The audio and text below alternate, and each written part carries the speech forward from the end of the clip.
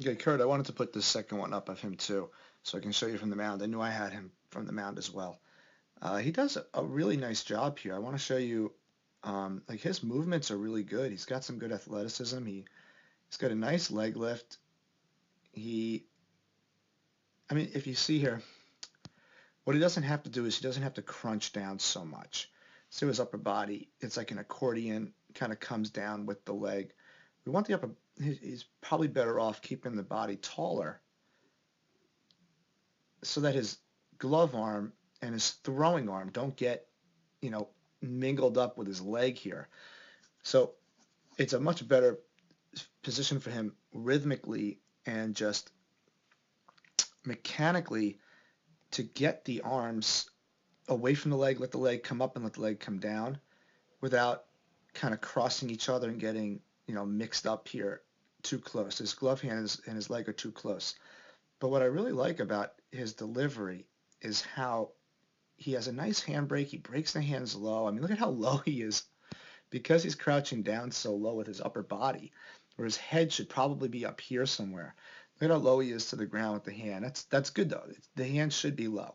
It gives the body time to get out and the hand less time to get up. And his force vector is good. So look at how quickly he gets angled off and he powers out. He's got a great stride. He has some ankle kick here, and he hasn't landed his front foot yet, and he syncs up his feet well is what I mean. It's like as he's turning to land, he's exploding down here, which is good. And as he lands, he's turning off the rubber, getting that foot turned and the hips turned. The only issue is now when we get back here to when he's throwing off the mound, you see how he rotates his whole upper body. So just take a look at his upper body.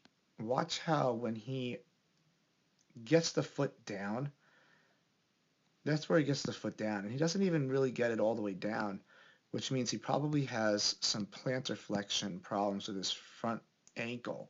I mean, I don't even know if he can point his toe down. Maybe he just doesn't have good flexibility in the front ankle. We'll check that out. But that whole foot should be down, boom, like right there. But look at how the front end of his shoe is still sticking up. It doesn't even come down, which tells me that he can't really extend his toes. Like if he would just lay straight down, could he point his toes downward, like almost like a ballerina would? How much flexibility does he have in his ankle? It's called plantar flexion when you can point your foot down towards the ground, laying down on your back. But anyway, that's something we can check out. Well, anyhow, look at this nice leg here. Great lower body action, great ankle kick. So he gets out right into landing, but here is where he lands, but look at how much he's already rotated. So take a look at his upper body rotation as he's coming into landing. Okay, and you can see that the arm, well, first of all, you see how everything kind of comes together. So he's just rotating over everything. He's combining both of these phases, like the legs moving and the upper body are kind of just blending together here. We want to see some more separation. We want to see him finish his leg drive before he actually starts to rotate. Excuse me. But anyhow, what I wanted to show you was the arm. So this is what he's used to doing. He's used to getting that hand real close to the head and flexing the elbow. And when that happens, take a look at how much he has to lead with the elbow here, because his arm has to lay back, and his arm's going to lay back a little later than it should. So the elbow, look at how far out the elbow comes, and he gets into this kind of like downward, oops, let me get rid of that. He gets into this downward movement of the arm. So the elbow will now start to travel down, and it'll get like that throw down movement instead of the arm coming up towards the ear and then the hand releasing the ball up here and coming down like you did in the drill. So you see how the elbow is way low and it just reaches out. That's going to really hurt his arm, which is why I don't want him to throw from the mound that much until we can get him to get away from that movement and we can allow the hand to be out in this position here. We want somewhere close to 90 degrees. So from here to here, it should be somewhere between that. Like this angle right in here should be somewhere close to 90 degrees. But it's a work in progress. He'll get it. He just kind of, releases everything at once here, and he tends to yank everything down. He actually threw some pretty nice pitches here from the mound today, though.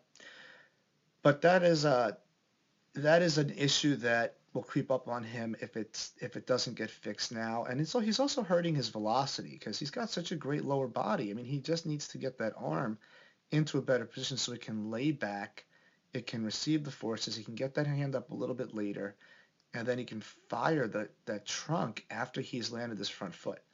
So everything's just happening a little too soon, and the arm is in a pretty vulnerable position there. I mean, when the elbow is this flexed, it really puts a strain on the elbow, the inner elbow, the UCL there. And then, of course, as he's coming out,